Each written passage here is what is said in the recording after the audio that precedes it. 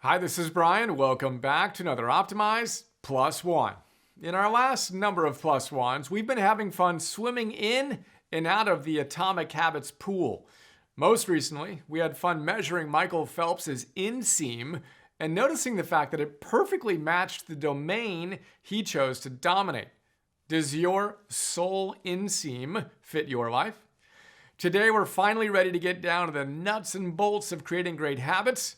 We're going to take a super quick look at James Clear's 4 laws of behavior change.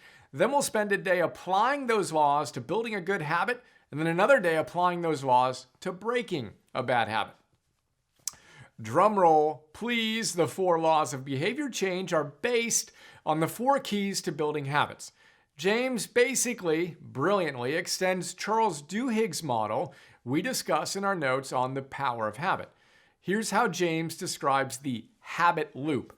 I quote, "If a behavior is insufficient in any of the 4 stages, it will not become a habit. Eliminate the cue and your habit will never start.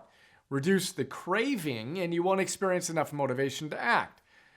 Make the behavior difficult and you won't be able to do it. And if the reward fails to satisfy your desire, then you'll have no reason to do it again in the future. Without the first 3 steps, a behavior will not occur, and without all 4, a behavior will not be repeated." In summary, the cue triggers a craving, which motivates a response, which provides a reward, which satisfies the craving, and ultimately becomes associated with the cue. Together, he says, these 4 steps form a neurological feedback loop: cue, craving, response, reward. Cue, craving, response, reward, that ultimately allows you to create automatic habits. This cycle is known as the habit loop. End quote. So, cue plus craving plus response plus reward. We have a cue in our environment that leads to a desire to do something. We respond and we get a reward. Repeat. That leads us to the 4 laws. 1 for each of the elements of our habit loop. Here they are.